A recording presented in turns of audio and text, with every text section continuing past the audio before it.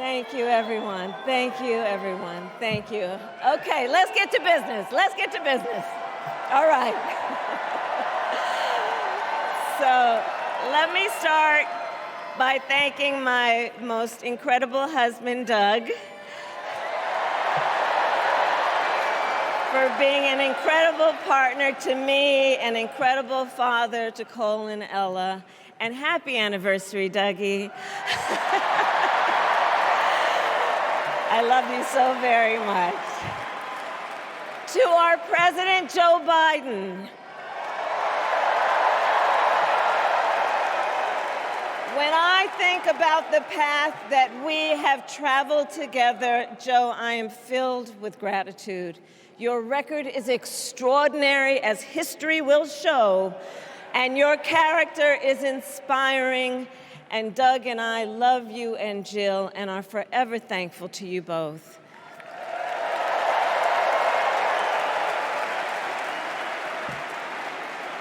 And to Coach Tim Walz,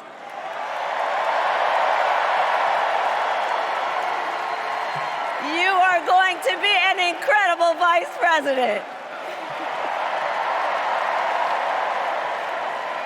And to the delegates and everyone who has put your faith in our campaign, your support is humbling. So, America, the path that led me here in recent weeks was no doubt unexpected. But I'm no stranger to unlikely journeys. So, my mother, our mother, Kamala Harris, had one of her own. And I miss her every day, and especially right now. And I know she's looking down smiling. I know that. So my mother was 19 when she crossed the world alone, traveling from India to California with an unshakable dream to be the scientist who would cure breast cancer.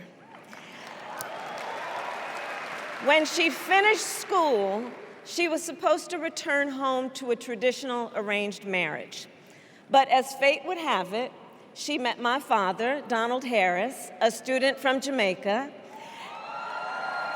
They fell in love and got married, and that act of self-determination made my sister Maya and me.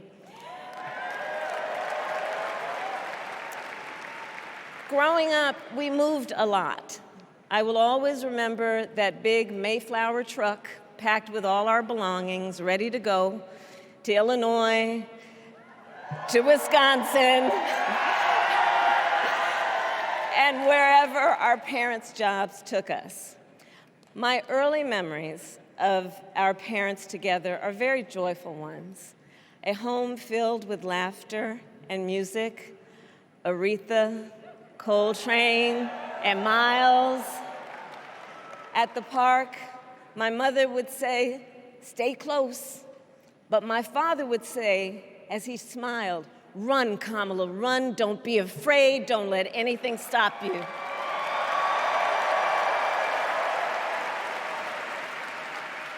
From my earliest years, he taught me to be fearless. But the harmony between my parents did not last. When I was in elementary school, they split up, and it was mostly my mother who raised us. Before she could finally afford to buy a home, she rented a small apartment in the East Bay. In the Bay, you either live in the hills or the flatlands. We lived in the flats. A beautiful working-class neighborhood of firefighters, nurses, and construction workers, all who tended their lawns with pride. My mother, she worked long hours, and like many working parents, she leaned on a trusted circle to help raise us. Mrs. Shelton, who ran the daycare below us and became a second mother. Uncle Sherman, Aunt Mary, Uncle Freddie, Auntie Chris.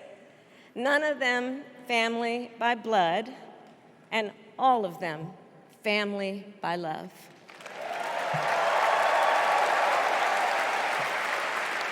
family who taught us how to make gumbo, how to play chess, and sometimes even let us win.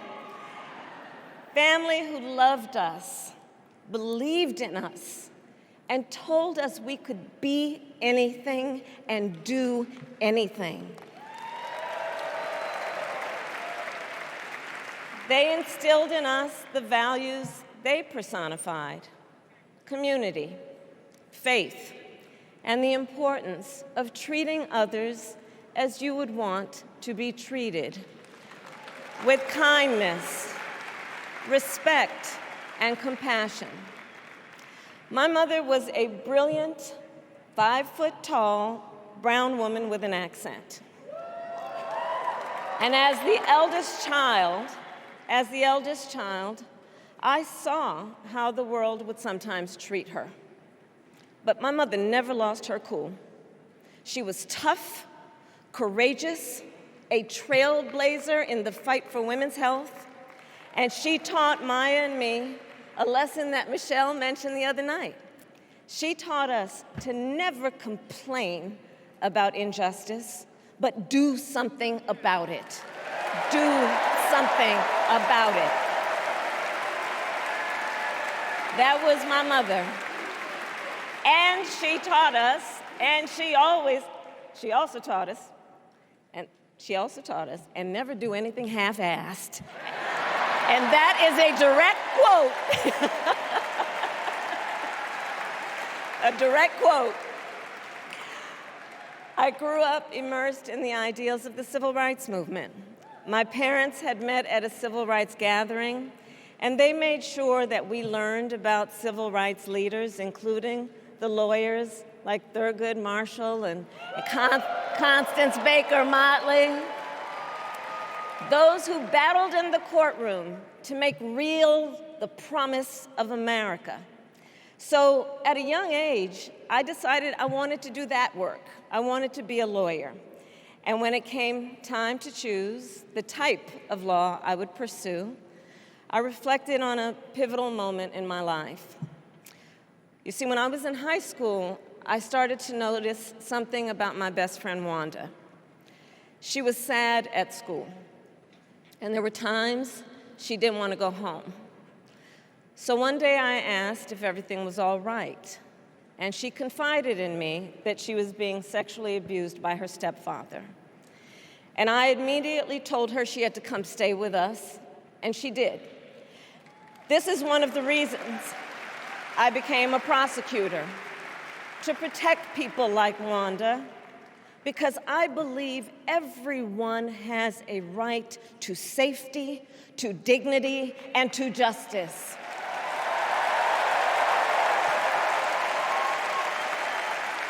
As a prosecutor, when I had a case, I charged it not in the name of the victim, but in the name of the people. For a simple reason. In our system of justice, a harm against any one of us is a harm against all of us.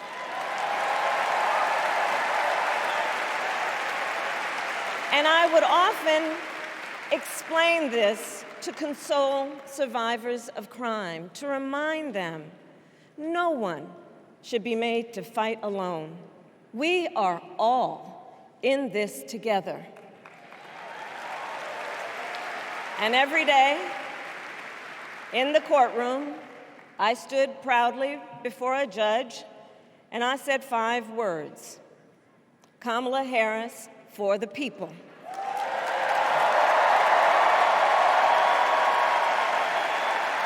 And to be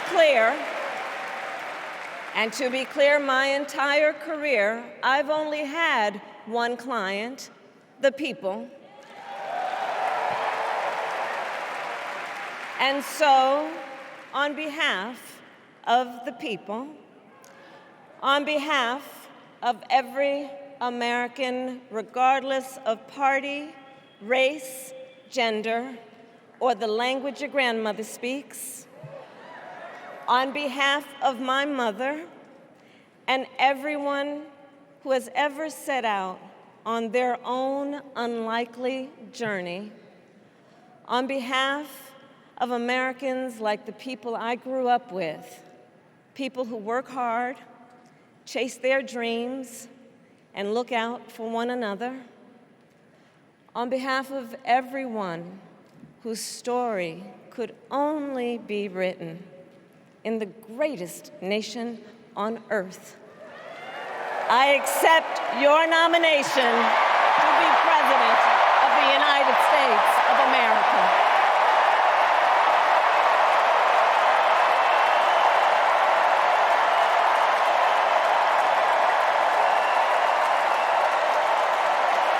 And with this election,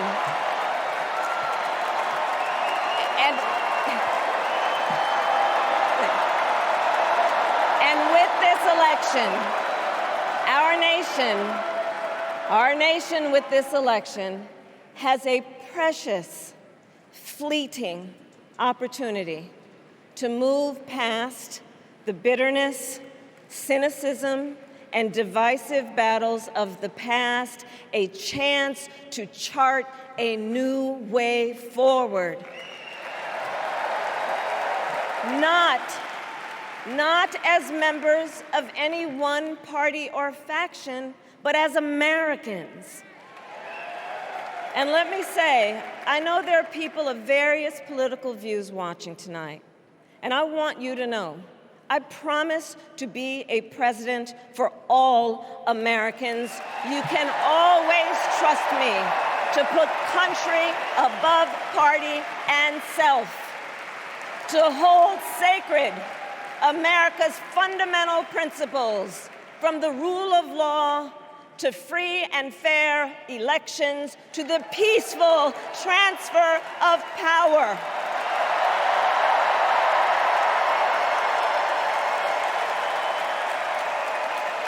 I will be a president who unites us around our highest aspirations, a president who leads and listens, who is realistic, practical, and has common sense, and always fights for the American people. From the courthouse to the White House, that has been my life's work. As a young courtroom prosecutor in Oakland, California, I stood up for women and children against predators who abuse them. As Attorney General of California, I took on the big banks, delivered $20 billion for middle-class families who faced foreclosure, and helped pass a homeowner Bill of Rights, one of the first of its kind in the nation. I stood up for veterans and students being scammed by big for-profit colleges, for workers who are being cheated out of their wages, the wages they were due, for seniors facing elder abuse. I fought against the cartels who traffic in guns and drugs and human beings, who threaten the security of our border and the safety of our communities. And I will tell you, these fights were not easy, and neither were the elections that put me in those offices. We were underestimated at practically every turn, but we never gave up, because the future is always worth fighting for. And that's the fight we are in right now, a fight for America's future.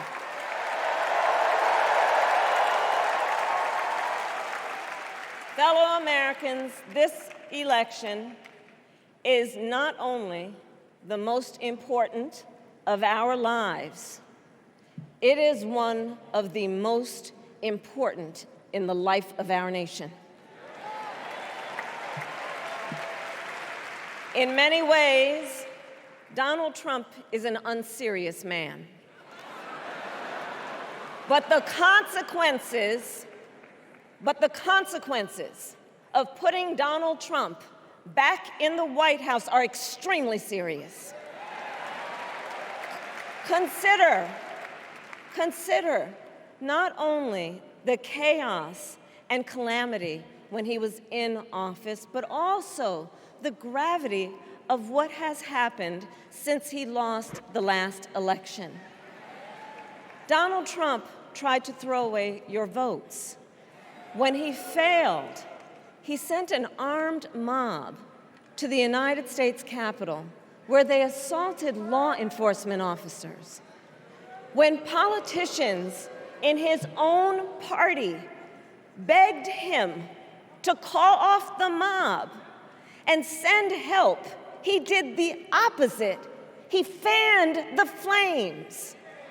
And now, for an entirely different set of crimes, he was found guilty of fraud by a jury of everyday Americans and separately found liable for committing sexual abuse. And consider what he intends to do if we give him power again. Consider his explicit intent to set free violent extremists who assaulted those law enforcement officers at the Capitol. His explicit intent to jail journalists, political opponents, and anyone he sees as the enemy. His explicit intent to deploy our active duty military against our own citizens. Consider the power he will have, especially after the United States Supreme Court just ruled that he would be immune from criminal prosecution. Just imagine Donald Trump with no guardrails, and how he would use the immense powers of the presidency of the United States, not to improve your life, not to strengthen our national security, but to serve the only client he has ever had, himself.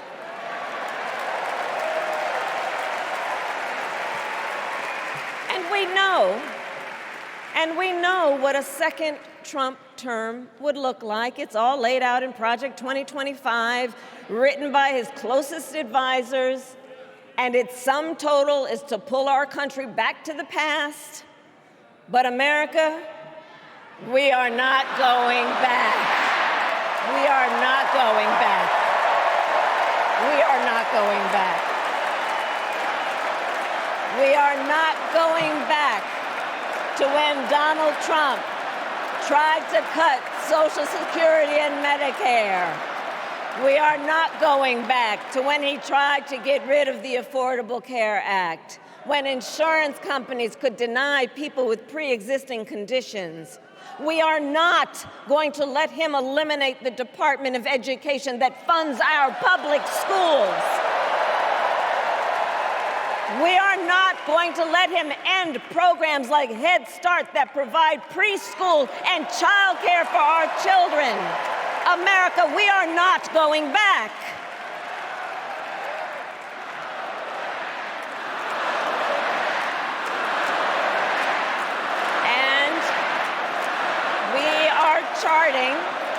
And we are charting a new way forward. To a future with a strong and growing middle class, because we know a strong middle class has always been critical to America's success. And building that middle class will be a defining goal of my presidency.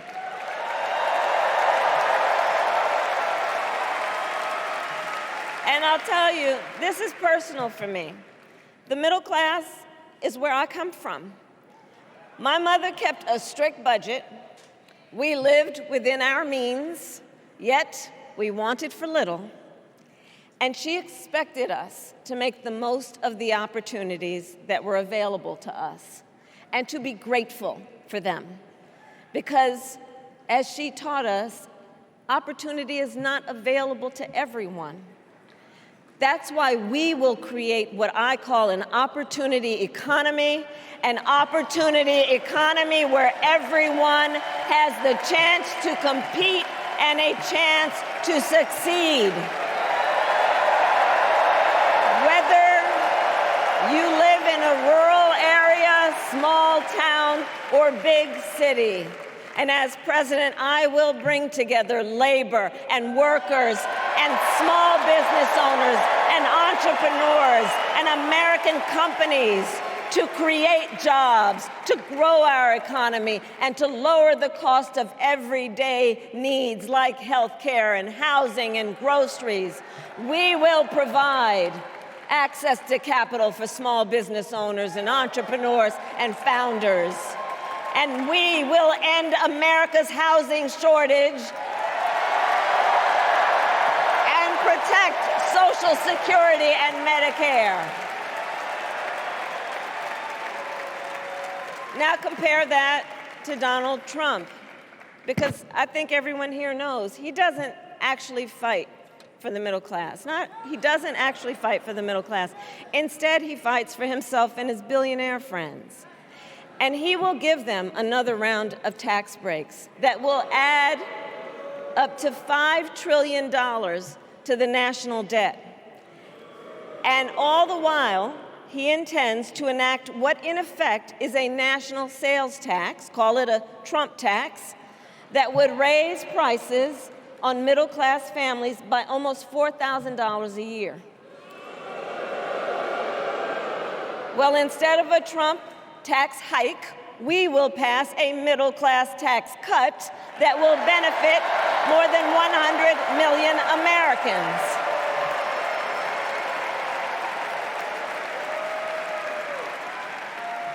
Friends, I believe America cannot truly be prosperous unless Americans are fully able to make their own decisions about their own lives, especially on matters of heart and home.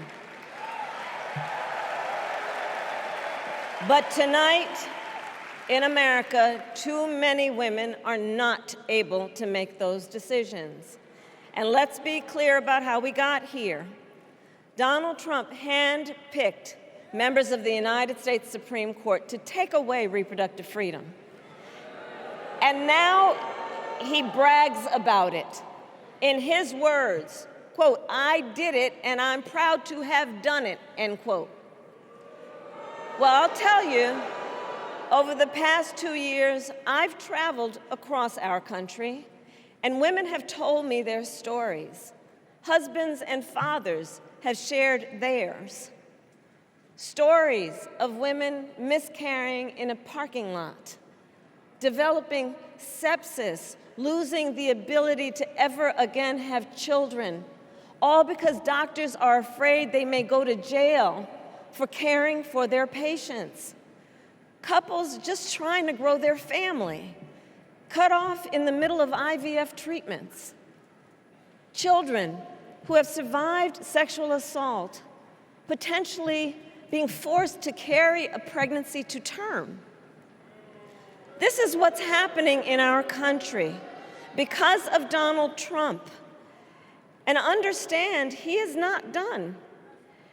As a part of his agenda, he and his allies would limit access to birth control, ban medication abortion, and enact a nationwide abortion ban with or without Congress. And get this, he plans to create a national anti-abortion coordinator and force states to report on women's miscarriages and abortions. Simply put, they are out of their minds.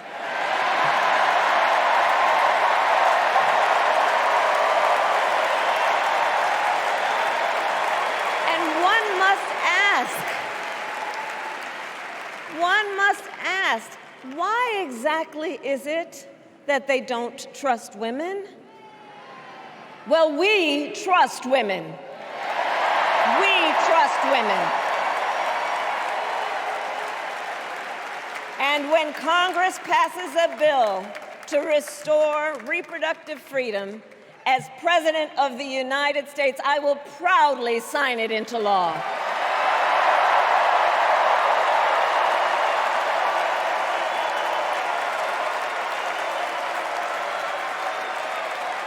In this election, many other fundamental freedoms are at stake. The freedom to live safe from gun violence in our schools, communities, and places of worship. The freedom to love who you love openly and with pride. The freedom to breathe clean air and drink clean water and live free from the pollution that fuels the climate crisis. And the freedom that unlocks all the others, the freedom to vote. With this election, we finally have the opportunity to pass the John Lewis Voting Rights Act and the Freedom to Vote Act.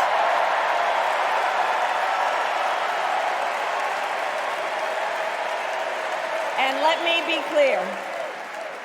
be clear, after decades in law enforcement, I know the importance of safety and security, especially at our border. Last year, Joe and I brought together Democrats and conservative Republicans to write the strongest border bill in decades. The Border Patrol endorsed it. But Donald Trump believes a border deal would hurt his campaign. So he ordered his allies in Congress to kill the deal. Well, I refuse to play politics with our security. And here is my pledge to you. As president, I will bring back the bipartisan border security bill that he killed, and I will sign it into law.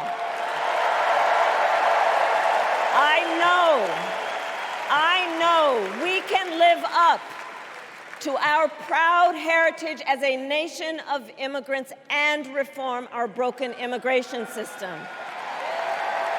We can create an earned pathway to citizenship and secure our border.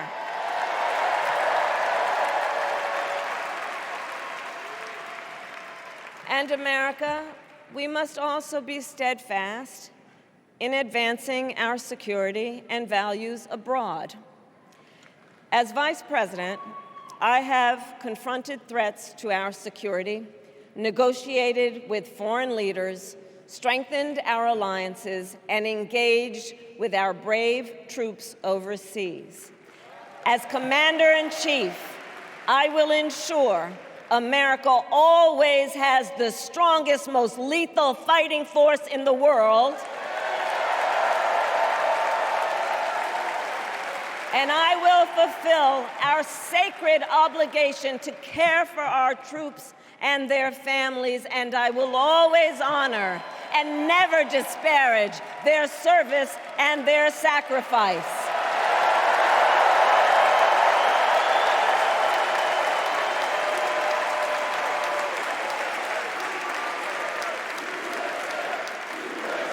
I will make sure that we lead the world into the future on space and artificial intelligence, that America, not China, wins the competition for the 21st century, and that we strengthen, not abdicate, our global leadership. Trump, on the other hand, threatened to abandon NATO. He encouraged Putin to invade our allies, said Russia could, quote, do whatever the hell they want. 5 days before Russia attacked Ukraine, I met with President Zelensky to warn him about Russia's plan to invade. I helped mobilize a global response, over 50 countries, to defend against Putin's aggression. And as president, I will stand strong with Ukraine and our NATO allies.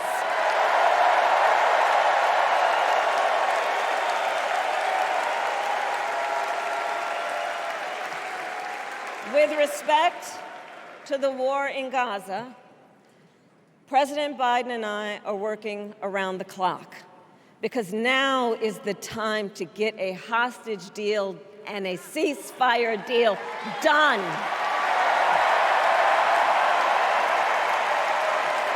And let me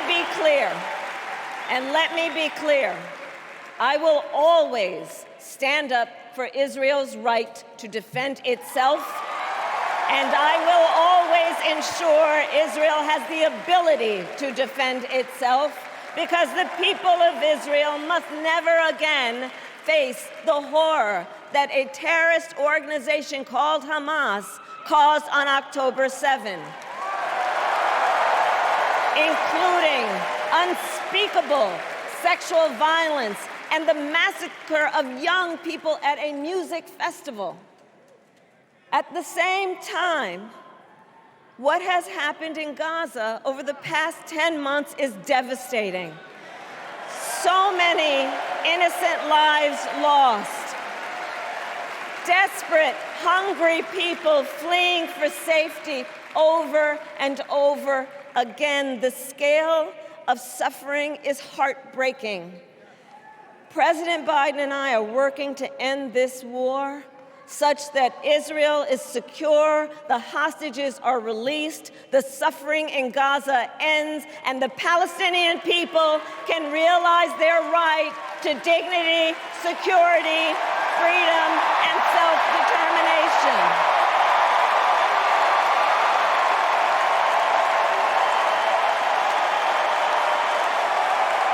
And know this, I will never hesitate to take whatever action is necessary to defend our forces and our interests against Iran and Iran-backed terrorists. I will not cozy up to tyrants and dictators like Kim Jong-un who are rooting for Trump,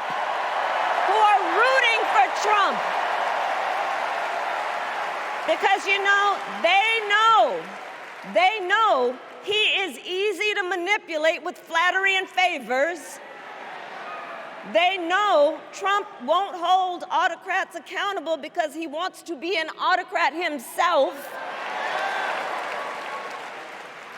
And as president, I will never waver in defense of America's security and ideals, because in the enduring struggle between democracy and tyranny, I know where I stand and I know where the United States belongs.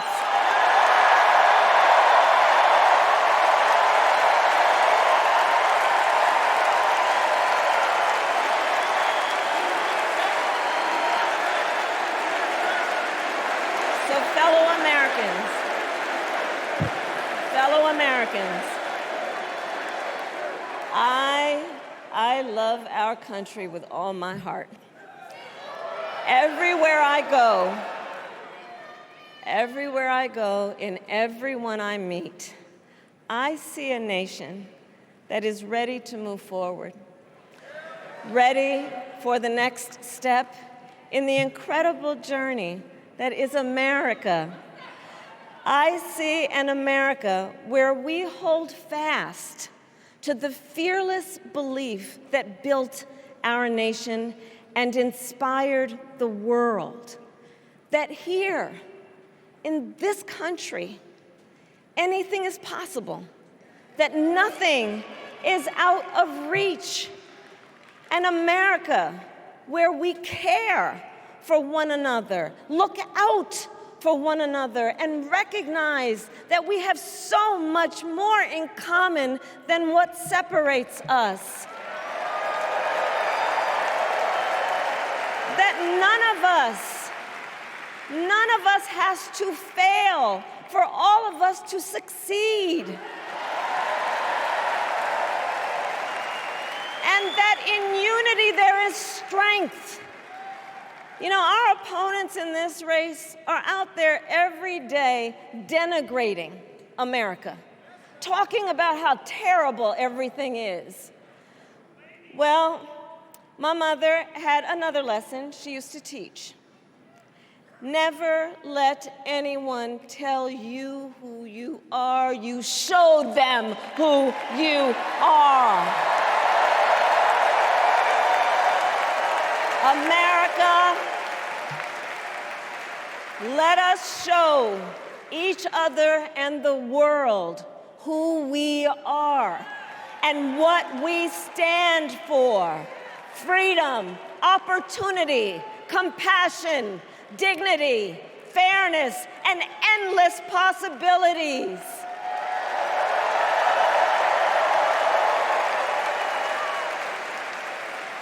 We are the heirs to the greatest democracy in the history of the world. And on behalf of our children and our grandchildren and all those who sacrificed so dearly for our freedom and liberty, we must be worthy of this moment.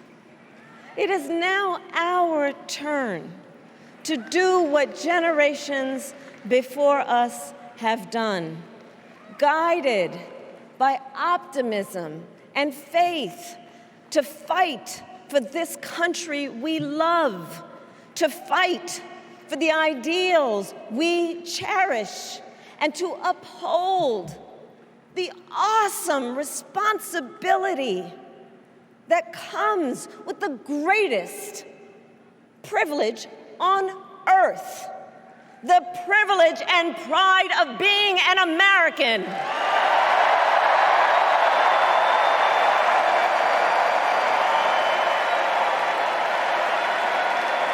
So let's get out there, let's fight for it, let's get out there, let's vote for it, and together, let us write the next great chapter in the most extraordinary story ever told.